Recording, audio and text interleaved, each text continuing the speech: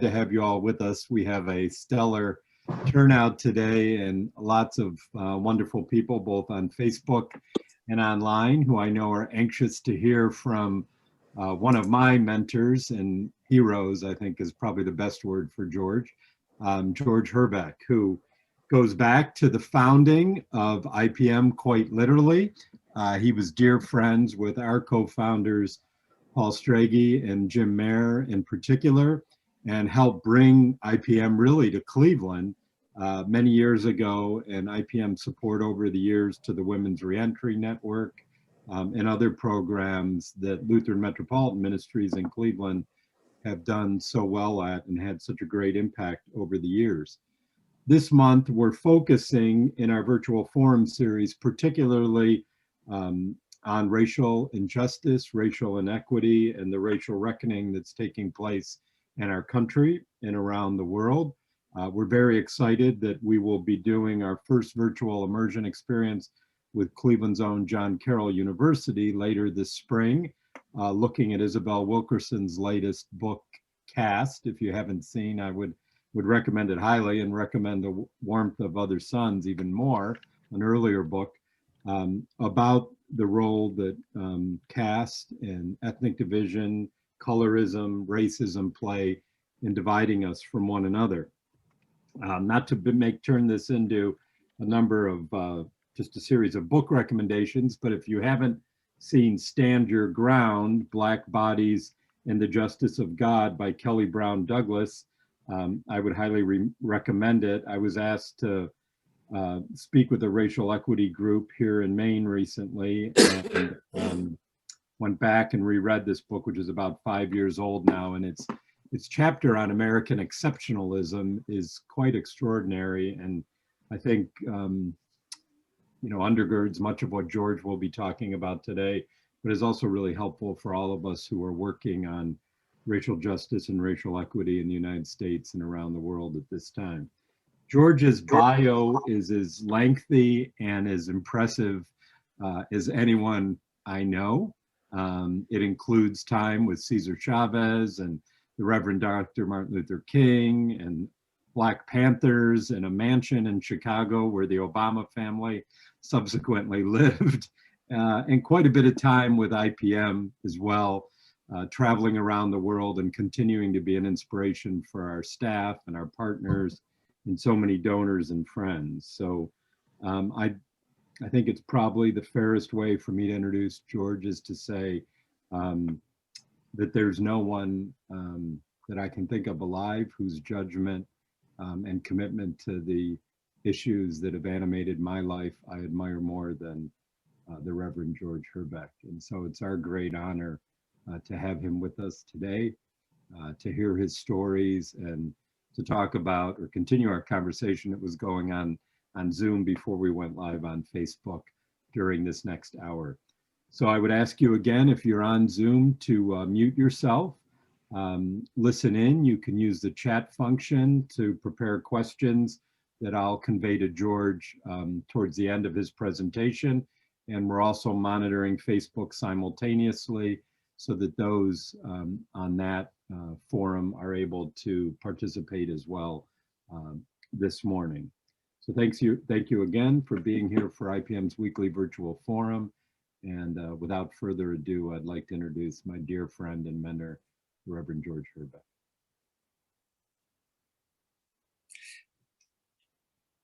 Thanks for that introduction, Joe. If you want a second opinion, just talk to my wife, Stephanie. Anyway, it's really a treat for me to be with you all and seeing many of you who I haven't seen in a while today. So I really welcome this wonderful break in the usual routine during this season of the COVID. I was asked to speak as a Black History Month speaker. And so where I'd like to start is really, I don't know how many people are aware of the history of how Black History Month got started.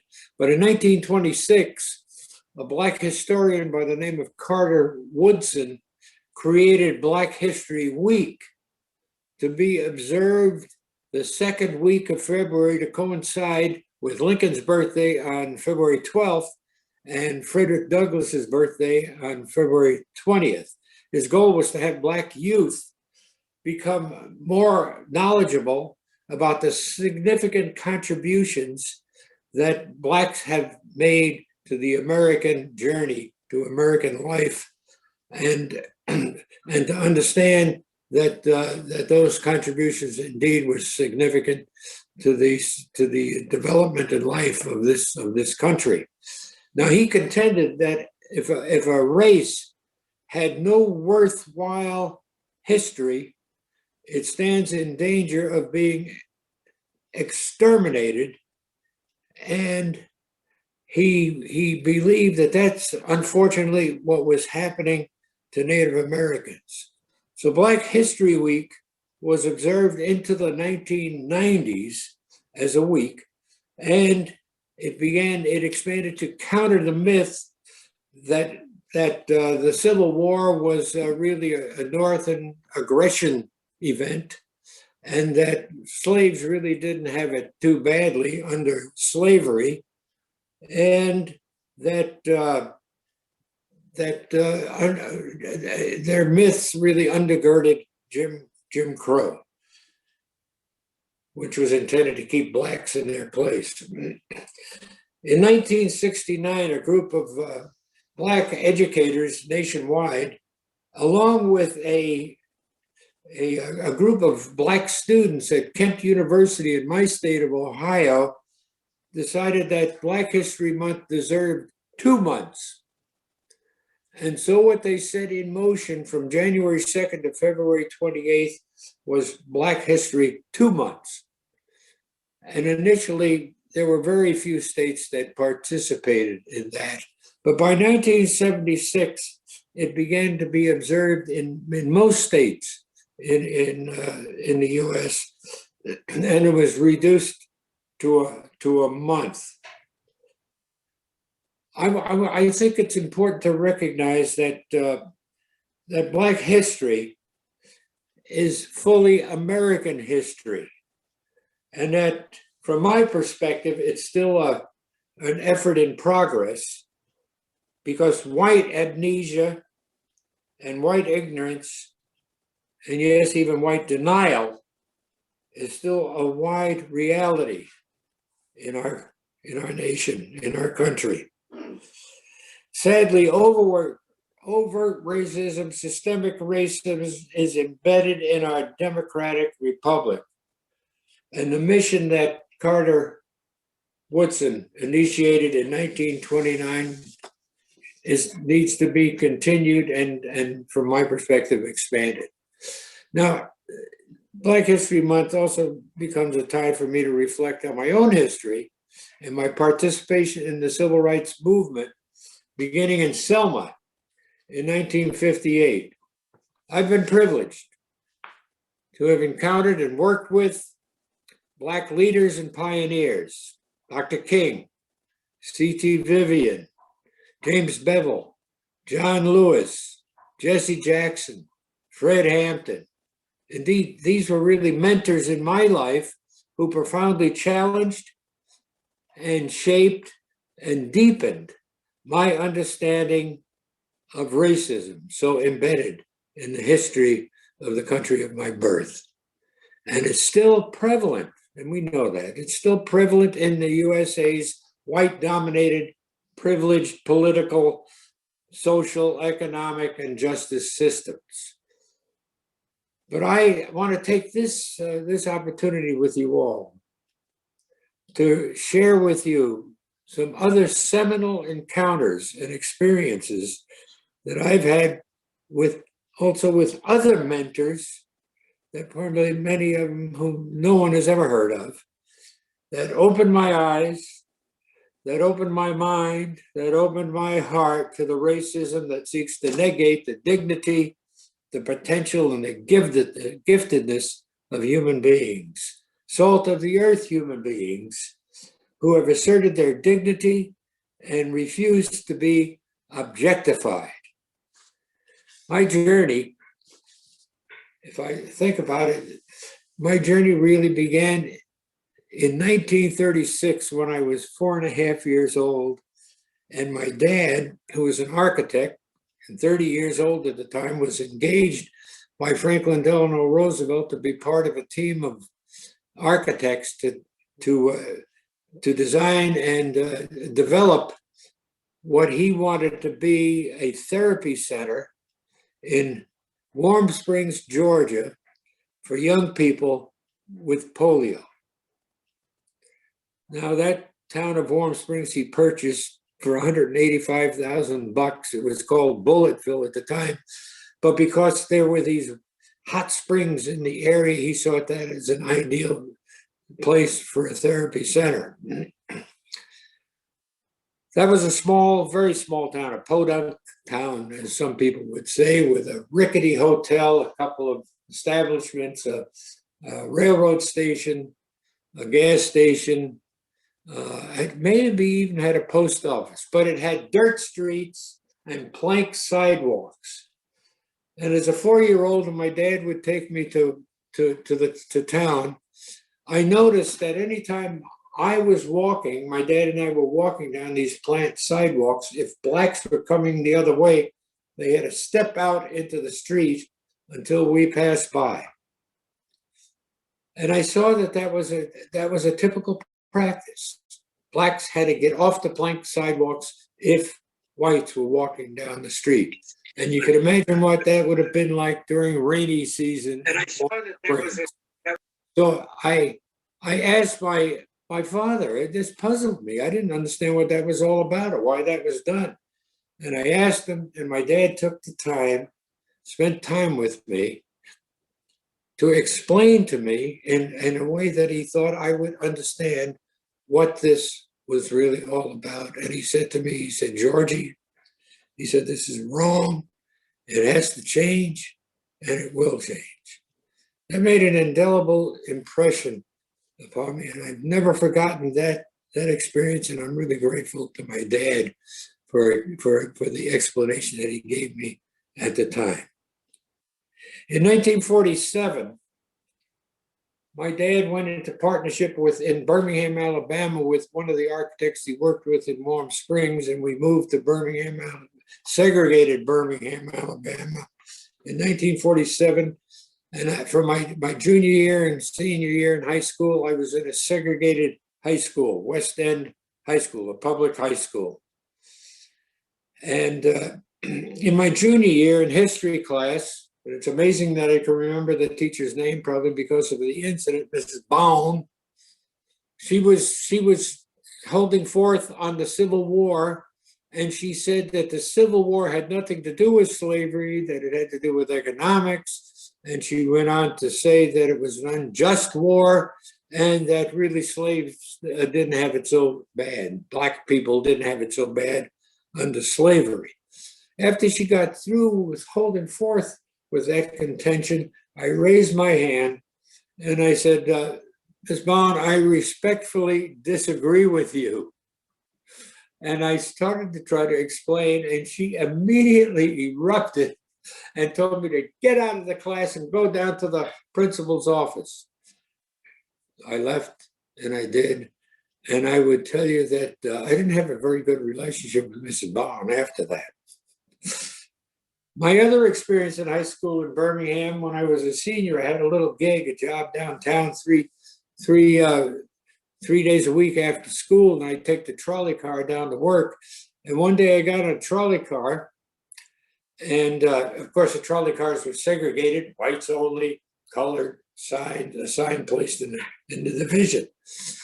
And every seat was taken, and I was the only person standing holding onto a strap. And the very next stop, a white guy got on the trolley. He was probably about 40. He saw me standing, but he walked past me and he took the sign and he moved it one seat back and he made two black women get up and he sat down. I immediately reacted to that. And I went back there and I took the sign and moved it back to its original location. And I told the white man to get up and give his seat back to the black women. He responded with a lot of expletives, calling certain names. To make a long story short, we wound up in fisticuffs.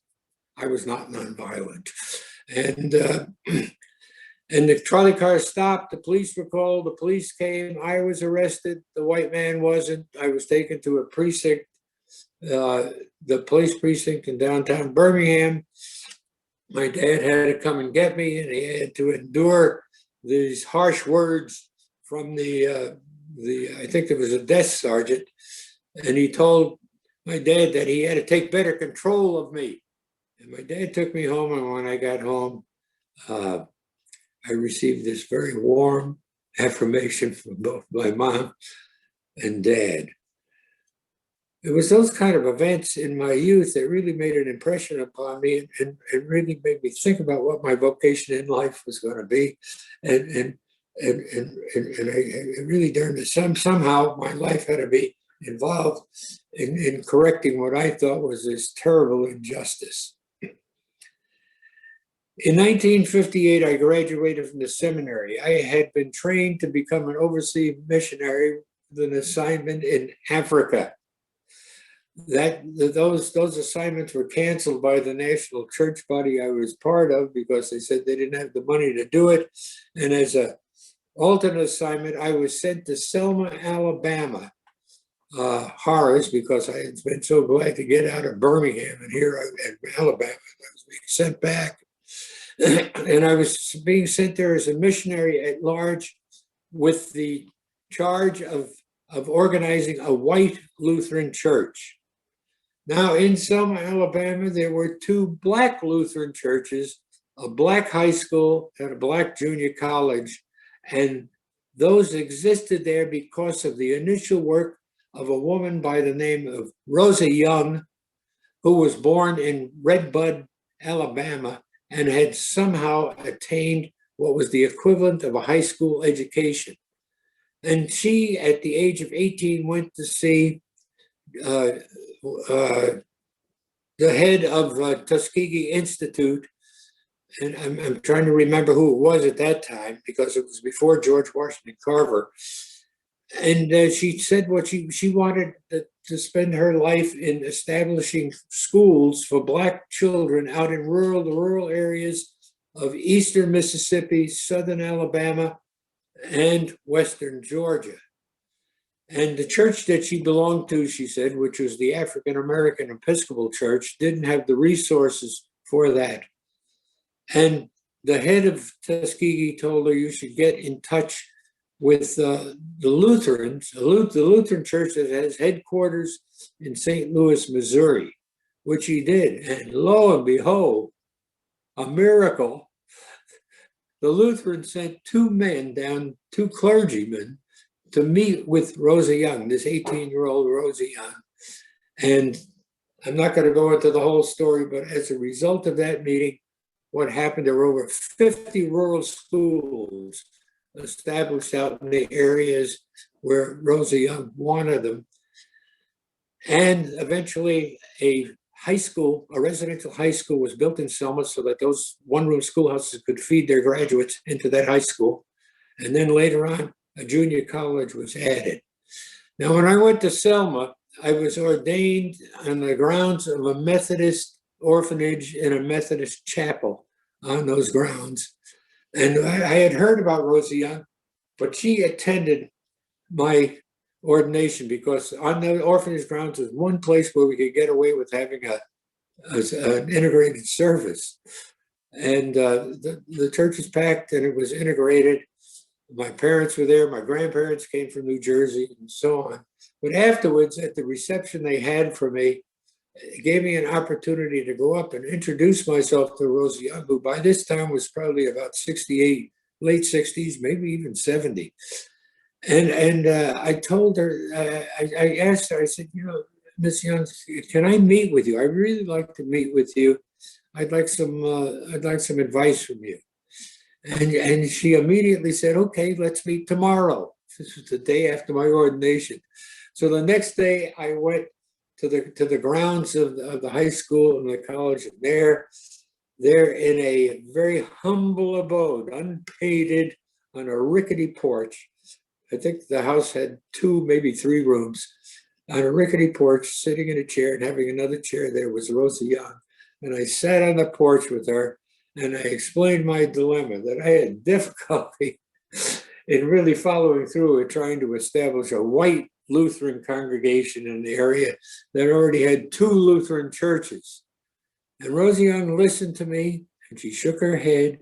And finally she said to me, Reverend George, she said, do it.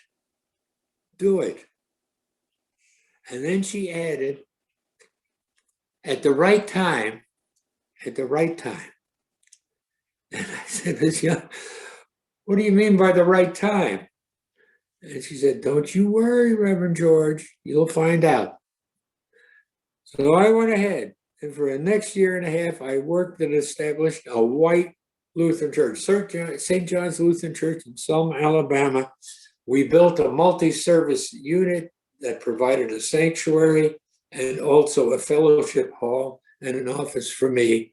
We dedicated that facility, and then when we were going to have the first service in that church, I had been meeting with Rosie Young periodically from time to time. She contacted me and she said to me, she says, it's the right time. And lo and behold, that Sunday morning, we're gathered for church, and here comes Rosie Young with a procession of about 30 or so blacks. And they came into our sanctuary, and I felt so elated because my white congregation welcomed them with open arms, even though we had native Selmians in that congregation. And we were going to have probably the first time in the history of Selma, Alabama, an integrated service in a white church, because it was okay if you were white, you went to a black church, but in a white church in Selma. So I began the service, and within 5 minutes, the police came, and whoever was the leader of that small group of about 6 policemen yelled out to me, what are all these niggers doing in this church? And I said, we're worshiping, and you're welcome to join us. Well, evidently they saw that we had some prominent white people, Selmians, in the service that morning. George Carter, who owned the pharmacy and was the only pharmacy, the only drugstore in Selma, was there. The head of the regional, head of the IRS office, Charles Glass, was there. And for some reason or another, the police left. But the next day, it broke loose. Early in the morning, I had a call from the mayor. I got a call from the probate judge. I got a call from the head of the pastoral association and from others who want to meet with me. And of course, they're really upset over the fact that we had an integrated service. The mayor says to me, when I met with him, Chris Heinz was his name, and he says to me, George, you're going to let niggers come into your church? I hate to use that word, but that's what he said. And I immediately responded. I never thought I was that bright, but I immediately responded. I said, Mayor Hines, that's my church. I says, that's Jesus' church, and if you got a problem with it, you got to take it up with Jesus. He didn't know how to respond to me. And I've got you to publicly apologize for what happened, but I think as an apology, and we can do it quietly, if you and your wife will donate the baptismal font to our church. And by God, he did. I couldn't believe that. But the other people I met with, it was not near that. And I don't know if I can use the word congenial, but the meeting with the mayor in retrospect was somewhat congenial to the other meetings. I was dismissed from the pastoral council, and I was told that I had to adhere to what were the customs and the tradition of the natives and the residents of Selma. There were some other things that happened to me in the process. A cross was burned on our property. Our house was next to this new facility, and so on. But that kind of changed the relationship in Selma. I was attacked physically, but I knew how to handle myself since I did boxing as a young man, and I was able to usually get through some of those encounters unscathed. But Rosie Young was a really important person in my life. She was really one of my mentors. And then there was John Moss, who was a black teacher in high school, in the black high school. And John Moss was the one who exposed to me the fallacy of separate but equal, and spent time with me, taking me into the black high school, which was significantly different from the white high school. Took me into the hospital, which looked something like a hospital on a battleground someplace, compared to the nice and wonderful white Baptist, and it was white, it was painted white, the white hospital in Selma. And I spent a lot of time with John. He really alerted, since he was a native Selmian. He came from King's Landing, which was just outside of Selma, and he shared with me what life was like for him and what he had to go through to get where he got. And John was the one who enlisted me to work with him in establishing the first SCL chapter in Selma. And we got together about 8 people, including the white Presbyterian minister in town, Young. And we met in Brown's Chapel clandestinely. There were 8 of us. And we weren't able to keep it clandestine very long, because what happened, the white Presbyterian minister's congregation found out. They immediately dismissed him, and he had to move from Selma with his family. 2 of the blacks who were part of that little seminal group got their houses firebombed. But I came out of that, and John came out of that without any trouble. But it furthered my reputation in Selma. The other person that was significant for me in Selma, besides some of the prominent leaders that I had spent time with, was the gas station person, Samuel Withers, I believe his last name was. But he was the one who filled my car with gas and serviced my car. He worked for the gas station owner. And I got to know Samuel pretty well. And one time I was there, I told him something about my family. And I said, Sam, you have a family? And he said, yes. He said, I have a wife and I have 2 children. He said, but I don't live with them. And I asked him why. And he said, well, I stay in the gas station here. And he showed me the back of the garage in the gas station. He had a little place where he slept. And he said, my wife and children live in a house over here. And he said, I earned a little money here, but not really enough to support a family. So if my wife is separated from me and lives alone with my children, she's eligible for some public assistance income. And between her public assistance income and the money that I make here, we can make it. And he said, but what I do is about 3 or 4 nights a week, I sneak through a window into my house so that I get to spend some time with my wife and my children. I felt sad because Samuel died of cancer before he was ever able to realize being able to spend the kind of healthy life with his family. I went to New Orleans from Selma, which in retrospect I think was probably a mistake, but I had been talked into becoming the pastor of a white church that would be a pioneer in becoming integrated, and that the leadership of that church is willing to be that example in the New Orleans area, because Archbishop Cody of the Catholic Church had integrated the Catholic schools, and the Catholics were becoming Lutherans en masse. And I was hesitant really to do that, but I did go to New Orleans. I met with the council. They indicated to me very clearly that they were committed to doing so. So I figured, well, that's a challenge, and I went there to serve as a pastor of a very large congregation with a parochial school with about 150 kids in the school. And without going into that whole story, it became a fiasco. The church, when the first Black wanted to enroll their child in our school, they reneged on their commitment. They passed a resolution saying that this church was not open to anybody who wasn't Caucasian, including Eskimos, Asians, Latinos, etc. I resigned from the congregation, made my resignation a protest, which forced the hand of the judicatory of that Southern District to deal with that situation.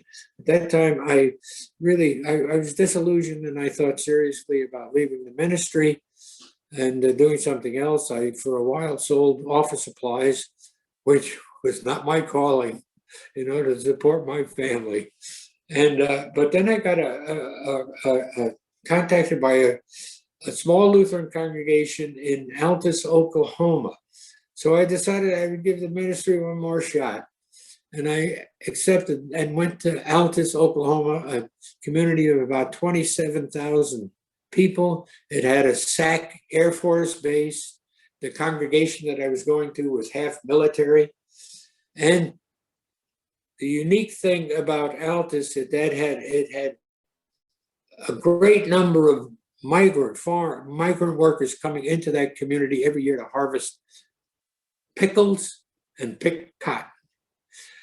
And when I got there and discovered what the situation was that the migrant laborers were facing, the conditions under which they existed in Altus, Oklahoma, was horrific. They lived in these long buildings broken up into one rooms with a corrugated roof, dirt floor, families living in that one small room with dirt floors. They cooked outside. There were two outhouses outside on the land. And their conditions were not only horrible because of where they lived, but the schools frowned on the children of these migrant farm laborers coming to school, provided no assistance for them or books. And in addition to that, they were very often ripped off by the growers who would tell them, well, the quality of the cotton that you harvested we didn't get as much money, so we're not going to be able to pay you as much as we promised. It made me realize there was no escaping. There was no escape from what I had already experienced in Selma. And the congregation, thankfully, the congregation head was very progressive. They were the ones who tuned me into the Vietnam War, educated me about Vietnam, and some of the military, even a guy by the name of Colonel John Bisak, marched with me in anti-Vietnam demonstrations. But I contacted some of the other clergy in town. We formed the Southwest Oklahoma Migrant Ministry. Meanwhile, I was contacted by Sergeant Shriver, who was the head of the Peace Corps, and at that time was going to be setting in motion a new domestic program called Vista. And his staff said I was being requested to become a leader of one of the pilot projects. And would I be willing to do that? Because Altus was going to be a location when one of the 6 pilots would be established. So I agreed to do that. And I went to training camps in Tampa, Florida for a week, and then Eugene, Oregon for another week. Met with Sergeant Shriver, then came back to Altus, was assigned 6 vistas. And I told the vistas, now what I want you to do, and they were hot to trot, really good people, a couple of teachers, a couple of retired men, and a couple of college students. And I said, what I'd like you to do is go into the migrant camps, and I want you to listen, get to know these folks, listen to them, see what their priorities are. And they said to me, well, the priorities should be evident. Look at the situation. I said, well, let's see what they say. And lo and behold, my experience there But after a month of doing that, what was they had said their priority was outside in the camp was a light on a pole, like a telephone pole with a light up there that provided light so people could go to the outhouses in the evening, and the light bulb had burned out. That was their first priority. The second priority was building a tornado shelter because tornadoes were prevalent in Oklahoma, in southwest Oklahoma. So I said, well, let's go back and meet with let's see if some of those people are willing to meet and decide how they want to address that light bulb. We met with them and they decided they had to come up with 37 cents to buy a light bulb, and they had to select somebody to climb the pole. Well, that was a learning experience for me, because what happened, the day they had the light bulb and they determined who was going to climb the pole, the whole camp gathered out there. This guy climbs the pole, gets rid of the burned out bulb, puts a new one in, the light goes on, and the whole camp cheers. And it made me realize that it was not only that light went on, but there was a light that went on among those migrant workers. And it gave me a whole new perspective of what it meant to organize and what dealing with racism was going to require. It had to be grassroots. It had to be bottom up.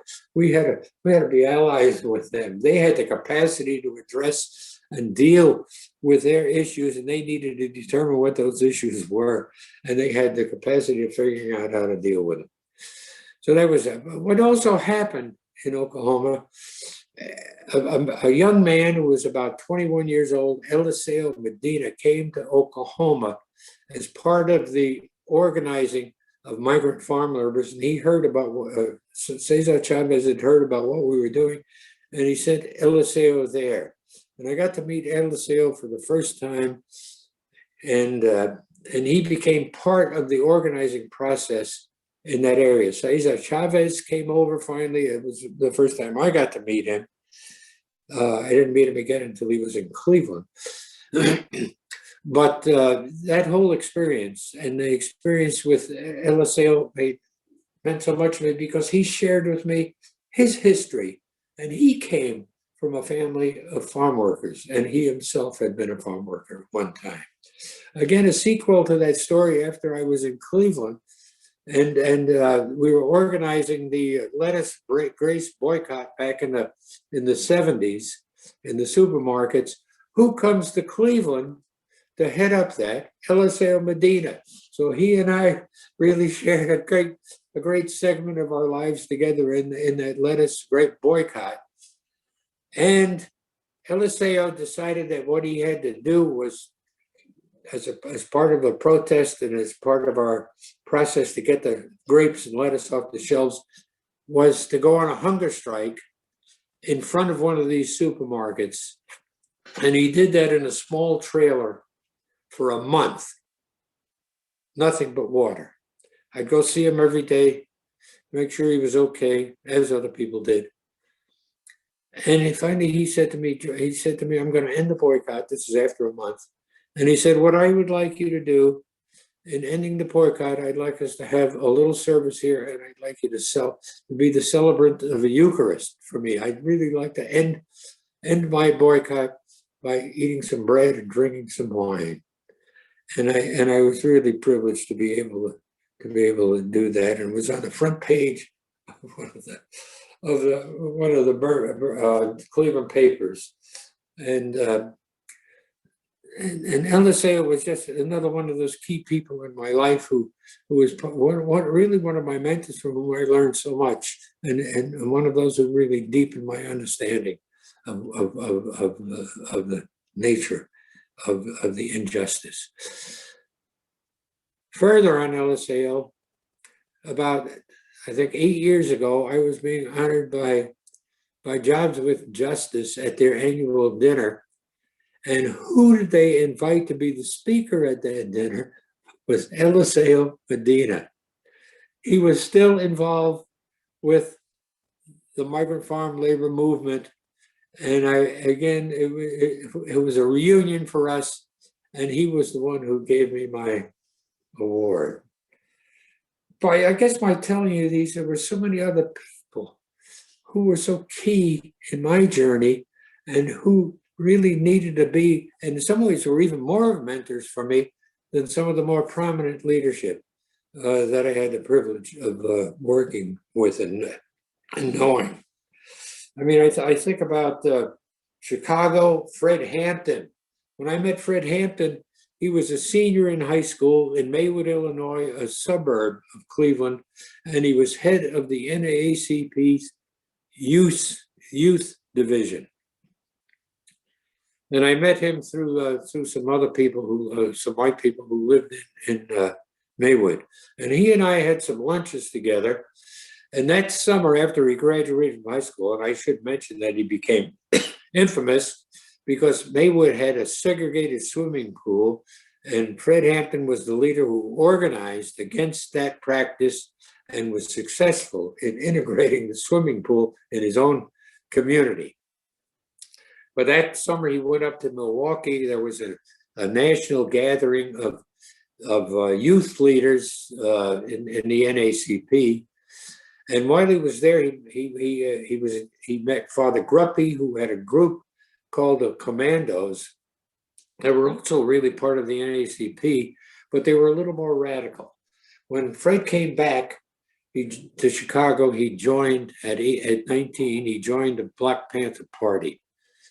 And when Bobby Seale, who was the head of the Black Panther Party in Chicago, went to jail, Fred was selected to be the leader of the Black Panthers in Chicago.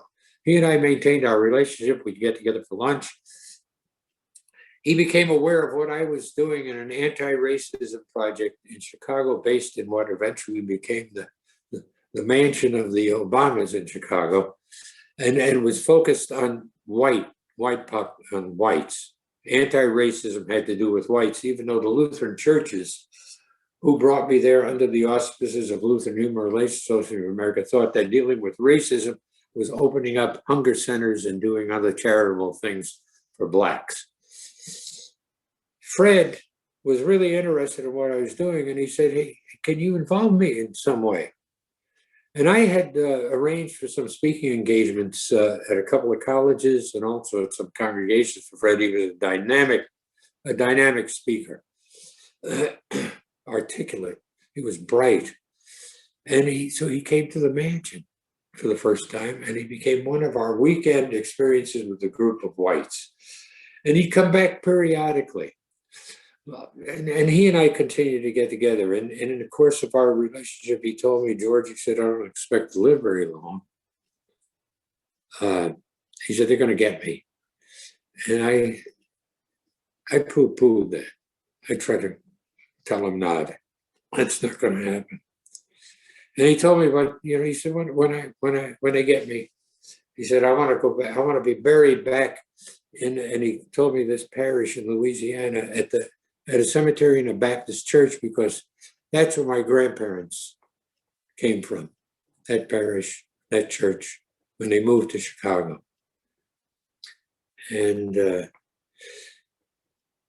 we know what happened to Fred. And I was able to, because of the relationship I had with him, and it was really an emotional event for me that I went to Louisiana to participate in that event in that Baptist church and his burial in that cemetery. Fred started a Rainbow Coalition in Chicago. There was the Lords, who were the Latinos, and there were the white patriots, who were counterparts of the Black Panthers. And the head of the Young Lords was Cha-Cha Jimenez, and the head of the White Patriots was a fellow by the name of Preacher, because he was a student at a United Church seminary, may have been a congregational seminary at that time in Chicago. And Fred heard that I had a group of Lutheran seminarians coming to the mansion to participate in this anti-racism, in which we were dealing with systemic racism. And he said, how about I bring Cha-Cha and Preacher Man to be part of that session? And he brought them there to the mansion. And I'll never forget Cha-Cha, when he was addressing this group of SEM students, male, all male, he was addressing them out of a biblical context. And right in the middle of his presentation, he stopped and he said to the group, aren't you seminary students? You're going to all be preachers, right? And they said, yes. He said, well, I don't know why I'm sharing this with you. You ought to be sharing it with me. It was those kind of contexts that made such a profound impact on my life. And I will never forget the relationship I had with Fred Hampton. When I came to Cleveland, there was Minnie Player, who was head of the welfare rights organization, and she conscripted me to be part of a demonstration in a trek to Columbus, Ohio, to protest before the Cleveland Assembly of Politicians. And I really got to know Minnie Player well, and she's the one who filled me in with what life was in Cleveland for her and what the welfare was really all about in Cleveland. Along with Minnie Player, there was the leader of a Black nationalist movement called the Afro Set by the name of Harlow Jones, and we recruited him early to be part of our racism education project under the beginnings of Lutheran Metropolitan Ministry, to be one of the speakers. So I got to know Harlow. Unfortunately, very sadly, Harlow was framed for murder, and I'm not going to go into all the details about that. He went to prison, and spent 5 years away from his family until he was exonerated and was proven that he was railroaded into prison, even by his own lawyer. Came to work for Lutheran Metropolitan Ministry. I spent a lot of time with Harlow. He provided some insights with me that I'd never had before, and talked about his life experience and why he wound up where he wound up in terms of Black nationalism and so on. And when he died, I was privileged to be asked to speak at his funeral. Now, the reason I wanted to share with you is that there were so many other people who were really mentors in my journey, and I treasure them, and I remember them, and I give thanks for them. And it makes me realize that the whole truth, the uncomfortable truth of the 500-year tragic, brutal, heroic journey of Black human beings in our country, that history has to become honest about our nation's original sin, and it has to honor the many and important contributions made by Blacks to our lives as a people, and a history that reflects our lives, and reflects the fact that all lives absolutely really do matter. I believe Carl Woodson, if he were alive today, would probably be here, and he would say to all of us, the portrayal of slavery in Gone with the Wind is a myth. If you want to go see a more accurate picture of slavery, go see 13 Years a Slave. Thanks for letting me share with you in overtime today, and I just so much appreciate being with all of you. Thank you, George. And you can see the virtual clapping if you can't hear it.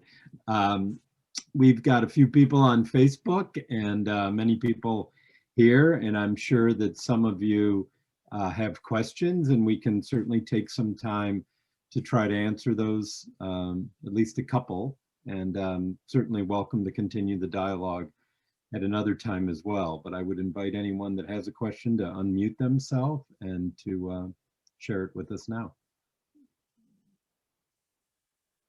I should tell you that Annie Saul, George, has been on Facebook, and she just wanted to let you know how much she moved her schedule to hear you, and how listening to you every time just warms her heart. And I know that she's a dear friend of yours in Cleveland, and someone that you both continue to learn from one another in your respective work. And Who was that again, Joe? Annie Sowell.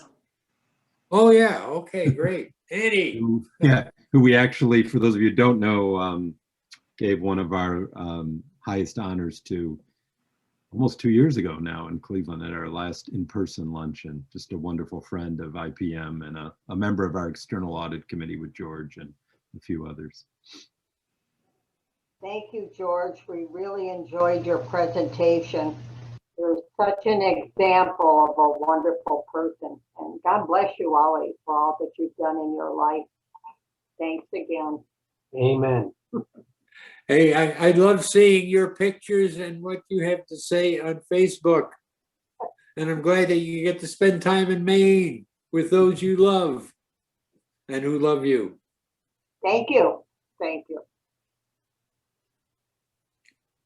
George, I want to echo that. Can you hear me okay? I can see you okay even. Oh, well, maybe I should cover up then. It was a pleasure. Thanks so much. And, every time I mention your name, my mom gets so excited and remembers the times you guys spent together in our immersion down into Kenya. In so Kenya. She said to say hello. You give her a hug from me. I will. Tell her I have not forgotten either. Yeah. Thank you.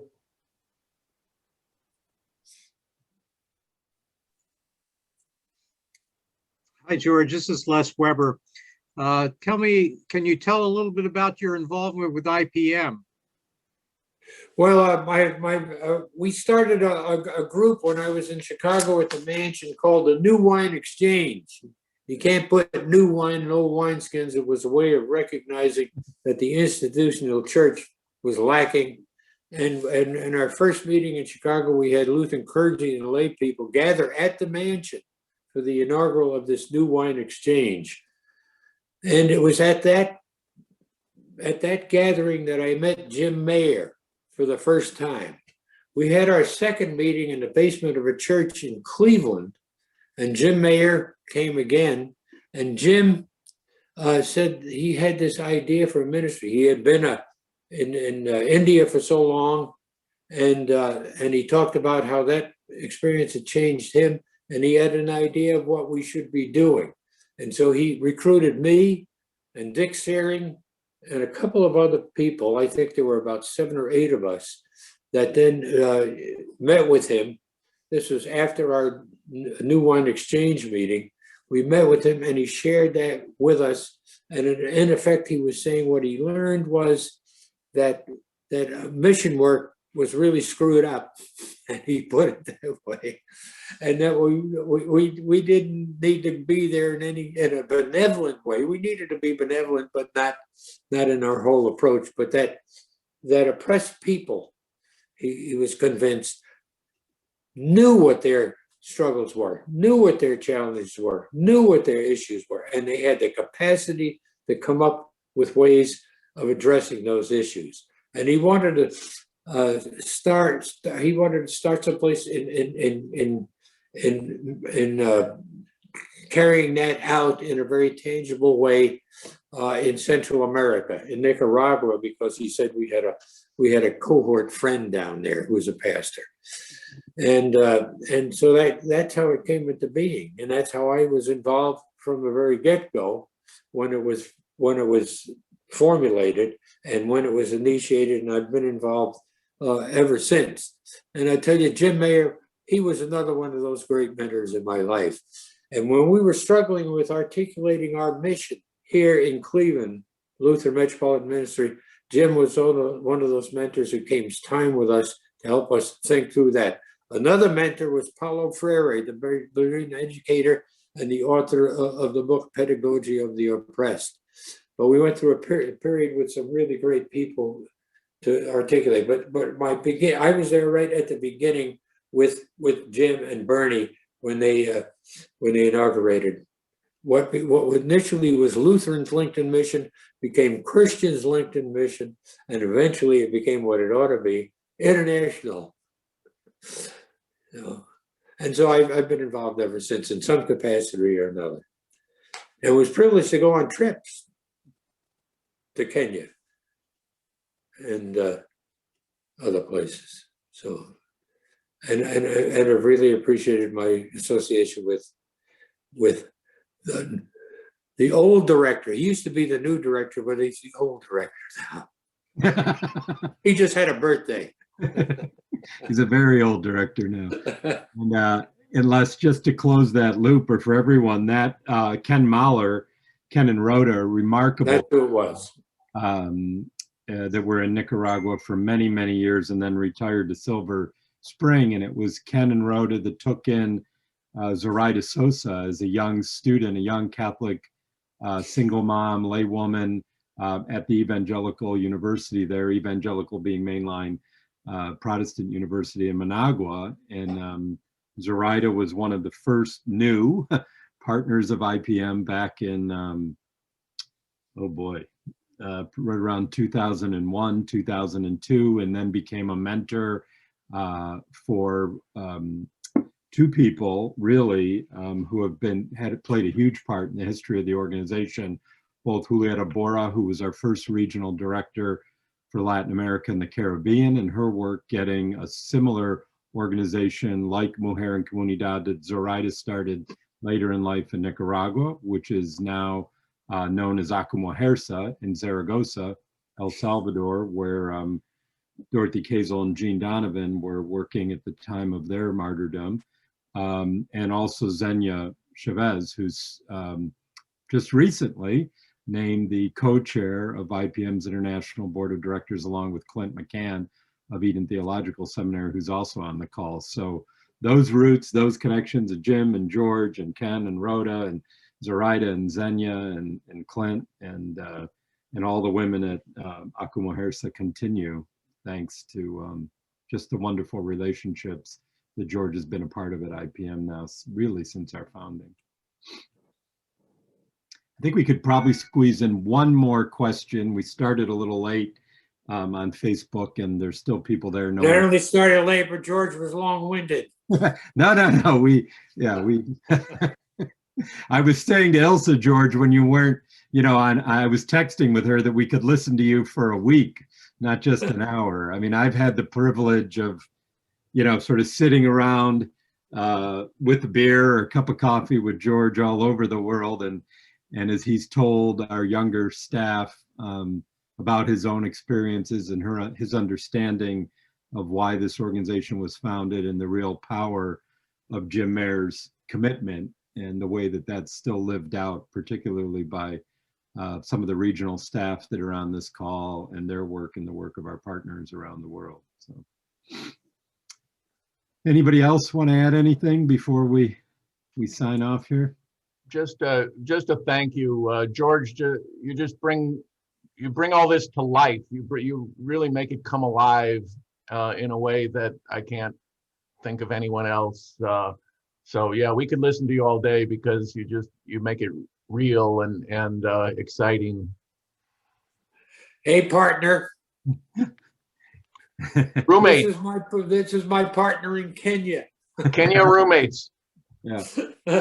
Yeah, George, I should let you know, you're probably not seeing that, your son Noah, as well as Annie and Carlos Martinez and other are on Facebook, but Sony Shrestha in Nepal is thanking you for the presentation, as is Mahesh, who said, "We are indeed honored to know you and your empathy and support of our struggles in India and Nepal too." And also kind words online from Margie, an IPM International Executive Board member from Michigan, and Clint McCann, who had to sign off, but just commenting on the amazing, oh no, Clint's still there, sorry. Amazing and inspirational stories that you shared again today. Well, I didn't even get into the stories of the influence of all of so many of those people. Yeah. And my involvement with IPM and great folks like Mahesh. Yeah. And the young women from El Salvador and how much input they've had into my psyche and my knowledge. Yeah, I see Adela. And being able to see the relationship between racism in this country and what's happening, what this country has done internationally in places like Central America and so on. Yeah. And so to be part of that has been critically important for me in terms of living out the commitment of my life. Thanks, George. I'm sure that Vicki will probably follow up with you on that new virtual immersion that we're piloting with John Carroll on racial injustice and caste. And it looks like Adela, who started her video feed, wanted to say something. So I want to give her a chance. Adela. Adela, I think you're muted or we can't hear you. Hi, can you hear me, George? Yeah. Can I hear you? And I'm so privileged to see you. Hi, George. I feel the same way. I have been feeling the same way for the past hour. I just wanted to tell you that I really appreciate joining this forum. This is very special for me, you know, because you are special for me. And just hearing you, it's always an inspiration and a motivation for the work that we're doing here with our project partners and all around the world as well. So thank you so much for your wisdom and thank you for your involvement at IPM. I'm pretty sure that the organization wouldn't be the same without you. Well, you're my leader and I miss coming to El Salvador. Please, you have to come soon. We'll expect you have many houses here. What are you waiting for? I'm waiting for COVID to end. Okay. As soon as it ends, you come. Okay. Okay. Love you. Love Take you care. too, George. Big kisses and hugs. Okay. I think I'll just quickly jump in here as well, just to echo all the wonderful expressions of gratitude, George, for your sharing those wonderful stories and really the impact that you've been able to make in our world today. I mean, you do continue to inspire us each and every day. And I can't tell you how grateful I am that you did not transition to a career of selling office supplies. So thank you again for your involvement and partnership with IPM and through all the different ministries that you have and continue to be engaged in. Thank Well, you. thank you, Saint Ilsa. Thank you, George. So thank you all again. It's been I know this could go on and we could probably keep the Zoom feed open if people just want to share, but we'll sign off on Facebook now and remind you that each week, beginning last year on our 47th anniversary, we've started with this program of virtual forums every Friday at noon. They're on Zoom and on Facebook Live, and we anticipate that we'll be continuing to do this for some time, maybe for the rest of my tenure at IPM. It's really been a wonderful way for everyone to stay connected and to invite new friends like Lynn and Les and others to get more involved and learn more about IPM's important work, both the remarkable history of this organization and the wonderful things that are happening now through the generosity and friendship of so many of you and the incredible dedication of our partners and regional staff who all stand on George's shoulders and all those who have gone before us. So for those of you who are on Facebook, we're going to sign off now, and may the peace that passes all understanding be with you this week. Thank you, Joe. Yeah, everyone else. Thank you. And hugs. Feel free. Hugs to your recuperating partner. What's that? Hugs to your recuperating partner. Oh, my recuperating partner. She's recuperating slowly but surely, but she wanted to come downstairs and get on Zoom, but she's had a little bit of a rough morning, but she sends her love as well, and the kids were happy to see you also. So hopefully, and I'm glad to see a smile on Mahesh's face. Yeah, Mahesh, I don't know if he has a video feed. There he is. Yeah, he was on video. Got that tropical background that most of the rest of us don't have. So No, it was great to hear you again, and I'm so fascinated with your work with not only racism, but also all the labor organizing that you have done. Jobs for Justice is something that I know a lot about, and I've always felt understood whenever I've spoken about political struggles in India, right from Paulo Freire, liberation theology, trade union work, labor organizing, leadership. So it has left a lasting impact on many of us. And I always carry all the stories you share in the villages, in our meetings, both in the cities and in the slums and in the villages. So thank you so much, George. Keep the fires of the spirit burning, Mahesh. Keep the fires of the spirit burning. Zindabad, as we say in our language. Maybe if we can get rid of this COVID, you'll get to India after all with us sometime Well, soon. I've always wanted to. No, I know. I always know. You could join us. Ilsa or Vicky could fill you in. We're in the middle of a virtual immersion what is it, Vicky? Every Thursday morning at 8 Eastern for 2 hours for the next, I think, 8 weeks still. Is it Wednesday? Is it Wednesday morning? Wednesday morning, I'm sorry.